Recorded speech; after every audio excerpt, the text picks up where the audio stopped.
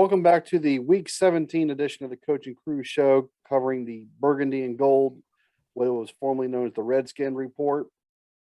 So before we get started, let's just remind our viewers to make sure you please like and subscribe to all of our videos. We've had some views with, 15 to 20 views, and we've had multiple views with over 1,000. So we do appreciate all the viewers every single time. But please make sure you like and subscribe. Still upcoming will be our Week 18 of the Giants. Regardless of how the season is, we'll still cover that one. We'll do a possible nickname, little back and forth. That'll be a quick one coming up. We'll do our overall year-end review as well. So that's at least 3 more videos coming during this quote-unquote calendar season of Washington football. So let's just fast forward right to the very final real play of the game. Final 30 seconds left. Heinicke drops back, who I thought had a phenomenal day, or at least within himself type of day.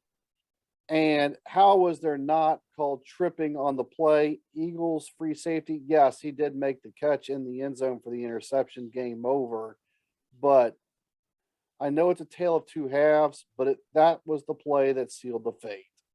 I mean, it is what it is. We haven't done great the last 3 or 4 games, and that just sums it up. We had a chance to win, but really, do you really want us to win when we have a 6% chance to make the playoffs and we need to have a really good offseason? Personally, it didn't matter if we won or lost. So I'm fine with the outcome. Move on, ready for next season. See, Devin, I'm going to argue because, yes, it doesn't matter the outcome, win or loss, because we're still going to be in the 3 spot, so we might as well win it. That's my mindset. No, I'm not. It freaking sucks. I had Eagles -5.5. They didn't cover, and they beat us. That's a double suck. So that outcome of the game was the world's worst for me, period. End of story. All right, we just said it. Bates was tripped coming across the middle. Should have been a flag. Should have been pass interference there at the 3. He goes down. The ball sails, goes right to the safety. Game over. But the bottom line in this game is we got outplayed. We got outcoached.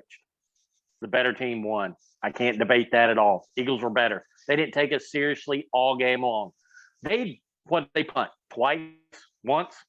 All they did all game long was go for it on 4th down because they believed they could get 3 or less yards every play because they knew they could push our defense around, and they did. Yeah, the second half, it was adjustments, and Philadelphia came out and said, okay, here we go. And Washington looked fired up and ready to go, but they're fired up and ready to go. Their offense still only scored 1 touchdown again. I don't know who is the least scoring team in the league. I have yet to look up stats all season. I really should look up some stuff to make my argument even stronger. But I would argue Washington is probably rivaling Jacksonville for the 2 lowest scoring teams in the league. You can't win when you can't score, and field goals don't win it. So that offensive line is atrocious, man. That's the reasons right there. Heinicke can't do more than what I think his potential is. Well, no, the reason is his offensive coordinator. Well, yeah. Okay. He looked.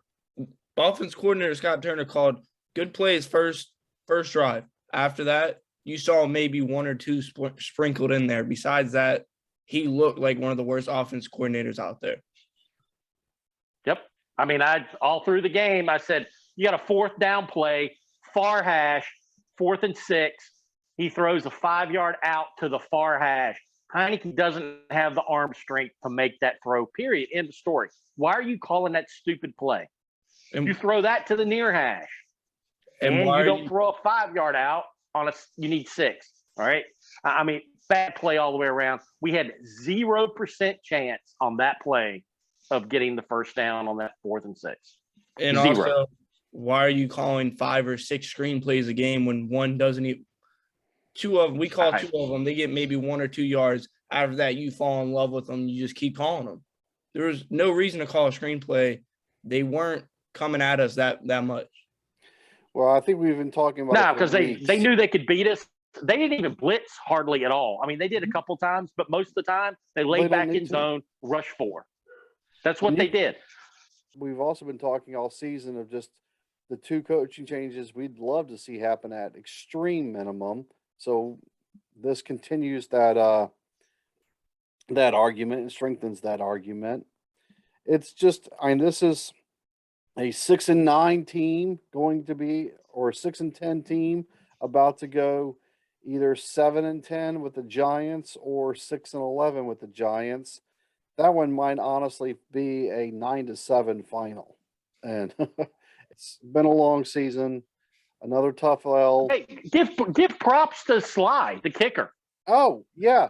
He's the 3rd kicker mean- that is now the 5th kicker because he came back from his injury and nailed 3 field goals, the 3rd one being a 55-yarder, as you see here. So, Yeah, I mean, there are guys that came out and said, "Hey, I want to be a professional football player. I want to get a check in the NFL, and I'm going to bring it." And Joey Sly brought it. All right, I'll give that guy credit. I'll give Bates credit. I thought Bates had a good game. I thought Tam Sims. yeah, I you thought- mentioned him, and oh gosh, I mean, just we have the potential there. It's just what And Terry McLaurin played well too. Yeah. I mean, he took some huge shots going across the middle. I think we've got some players. I want to see those guys emphasized, but we don't have that offensive coordinator that knows how to emphasize players to get the maximum amount out of their abilities. We just don't have it. And again, and I know this sounds like a broken record on my part, but you can't do anything without an offensive line. That Plain is and true. simple. And we don't have one. We're going to have a top 10 pick, and hopefully inside that top 10 pick, you get yourself any offensive lineman, the center from Iowa, for all I care, Lembaum or whatever his name But is. don't kid yourself. We got Ron Rivera. They're gonna pick defense more than likely, knowing them. Oh, Well, know I mean, there's plenty of spots on defense that we need.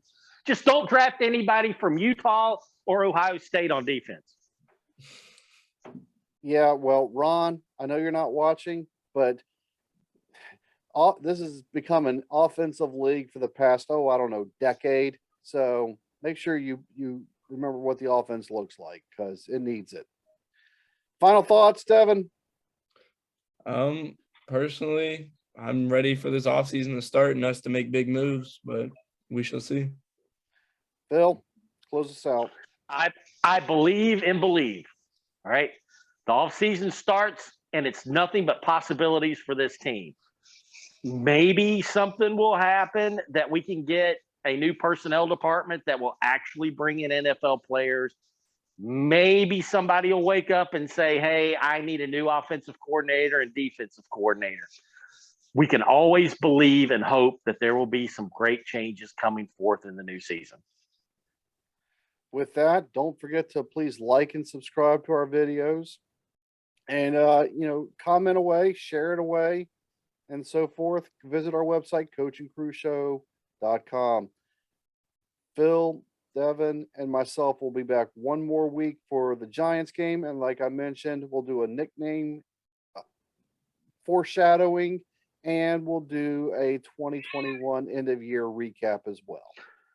And unlike Antonio Bryant, we're not going to take our jerseys off and throw them in the stands and walk out on the show, okay? We're going to finish this season. And I knew somebody was going to reference that. Thank you for watching this edition of the Coach and Crew Show. We hope you enjoyed this video and we hope you enjoy all of our videos. Please like and subscribe to our YouTube channel, as well as hitting the little bell in the corner to get all of our notifications. You can click on our logo as well to subscribe to it. And if you really like it, share it with your friends and please leave a comment. Thank you for watching.